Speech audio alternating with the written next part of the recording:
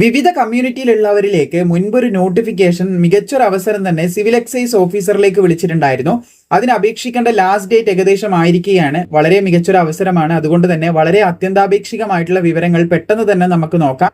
So ഇതിന് അപേക്ഷിക്കേണ്ട last date എന്ന് പറയുന്നത് ഇവിടെ നമുക്ക് കാണാൻ സാധിക്കും 2/9/2026 അപേക്ഷിക്കേണ്ട ലാസ്റ്റ് ഡേറ്റ് ഓൾമോസ്റ്റ് ആവാനായിരിക്കുകയാണ്. അതുകൊണ്ട് വളരെ പെട്ടെന്ന് എല്ലാവരും അപേക്ഷിക്കുക. അപേക്ഷിക്കാൻ താല്പര്യമുള്ള യോഗ്യതയുള്ള എല്ലാവരും അപ്ലൈ ചെയ്യുക. കേരള PSന്റെ വെബ്സൈറ്റിൽ വൺ ടൈം രജിസ്ട്രേഷൻ കംപ്ലീറ്റ് ചെയ്തവർക്ക് ഇനി പറയാൻ പോകുന്ന കാറ്റഗറി നമ്പറുകളിലൂടെ, അതായത് ഒന്നിൽ കൂടുതൽ പോസ്റ്റ് ഉണ്ട്, അപ്പോൾ നിങ്ങളുടെ കാറ്റഗറി നമ്പർ ഏതാണോ അതിലൂടെ നിങ്ങൾക്ക് അപ്ലൈ ചെയ്യാനായിട്ട് സാധിക്കുന്നതാണ്. ഒരു കമ്മ്യൂണിറ്റി വൈസിലാണ് വന്നിട്ടുള്ളത്. നമുക്ക് മുമ്പോട്ട് ചെക്ക് ചെയ്യാം.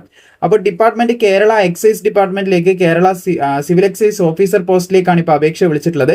27,900 മുതൽ 63,700 വരെയൊക്കെ ശമ്പളം ലഭിക്കുന്ന ഒരു പോസ്റ്റാണിത്. വിശ്വകർമ്മ എന്ന് പറയുന്ന കമ്മ്യൂണിറ്റിയിൽ വേക്കൻസി വന്നത് കാണാൻ സാധിക്കും. 117/2026 കാറ്റഗറി നമ്പർ. ഇടുക്കിയിൽ ഒരു വേക്കൻസിയാണ് റിപ്പോർട്ട് ചെയ്തിട്ടുള്ളത്.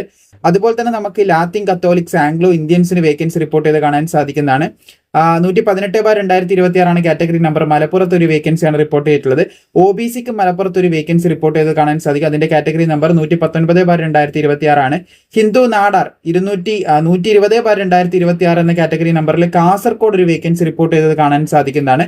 അപ്പൊ ഈ പറഞ്ഞ യോഗ്യത അല്ലെങ്കിൽ ഈ കമ്മ്യൂണിറ്റിയിലുള്ളവർക്ക് ഈ ഒരു കാറ്റഗറി നമ്പറിലൂടെ ഈ വേക്കൻസിയിലേക്ക് ഇപ്പൊ അപേക്ഷിക്കാൻ സാധിക്കും. സോ നമുക്കിവിടെ ഇതിന്റെ ബാക്കിയുള്ള ഡീറ്റെയിൽസ് കൂടി കാണാൻ സാധിക്കുന്നതാണ്. Method of appointment direct recruitment ആണ്. യോഗ്യതകൾ എല്ലാവർക്കും അപേക്ഷിക്കാൻ സാധിക്കുമെങ്കിലും ഒരു സ്പെഷ്യൽ റിക്രൂട്ട്മെന്റ് ആയതുകൊണ്ട് ആ ഒരു കാറ്റഗറി, നമ്മളിപ്പം പറഞ്ഞ കാറ്റഗറിയിലുള്ളവർക്ക് മാത്രമേ അപ്ലൈ ചെയ്യാൻ പറ്റൂ. ഡിസ്ട്രിക്ട് വൈസ് റിക്രൂട്ട്മെന്റും കൂടിയാണെന്ന് ശ്രദ്ധിച്ചിരിക്കുക. അപ്പം 19 വയസ്സ് മുതൽ 38 വയസ്സ് വരെയുള്ളവർക്ക് അപേക്ഷിക്കാം. 2/1/1988 1/1/2007 ഈ ഡേറ്റിലും ഇതിന്റെ ഇടയിലും ജനിച്ചവർക്ക് അപേക്ഷിക്കാം. അപേക്ഷിക്കേണ്ട വിദ്യാഭ്യാസ യോഗ്യത പറഞ്ഞത് നിങ്ങൾക്ക് +2 ഉണ്ടായാൽ മതി, അല്ലെങ്കിൽ അതിന് തത്തുല്യമായിട്ടുള്ള യോഗ്യത ഉള്ളവർക്കും അപേക്ഷിക്കാനായിട്ട് സാധിക്കുമെന്ന് പ്രത്യേകം ശ്രദ്ധിച്ചിരിക്കുക. ഉയരം നമുക്കിവിടെ കാണാൻ സാധിക്കുന്നതാണ്. 165 സെന്റിമീറ്റർ ഉയരം വേണമെന്ന് പറയുന്നുണ്ട്. 81 സെന്റിമീറ്റർ ചെസ്റ്റ് വേണം. അതുപോലെ 5 സെന്റിമീറ്റർ ചെസ്റ്റ് എക്സ്പാൻഡ് ചെയ്യാനും കൂടി പറ്റണം എന്നുള്ള കാര്യം ശ്രദ്ധിക്കുക. സോ ഇത് വുമൺ സിവിൽ എക്സൈസ് ഓഫീസർ അല്ല, ആൺകുട്ടികൾക്ക് മാത്രം അപേക്ഷിക്കാൻ പറ്റുന്ന പോസ്റ്റ് ആണെന്നും കൂടി നിങ്ങൾ പ്രത്യേകം ശ്രദ്ധയിൽ വെക്കുക. എന്തായാലും നമുക്ക് ഇതിന്റെ ബാക്കിയുള്ള വിവരങ്ങളിലേക്കും കൂടി കിടക്കാം. അതായത് നിങ്ങൾക്ക് PSC പരീക്ഷ കഴിഞ്ഞാൽ ഏകദേശം ഇതിന്റെ ഫിസിക്കൽ ഐറ്റംസ് വരുന്നുണ്ട്. ഇൻഡുറൻസ് ടെസ്റ്റ് കാണാൻ സാധിക്കും. 2.5 കിലോമീറ്റർ ഓട്ടം 13 മിനിറ്റിന്റെ ഉള്ളിൽ കംപ്ലീറ്റ് ചെയ്യണം.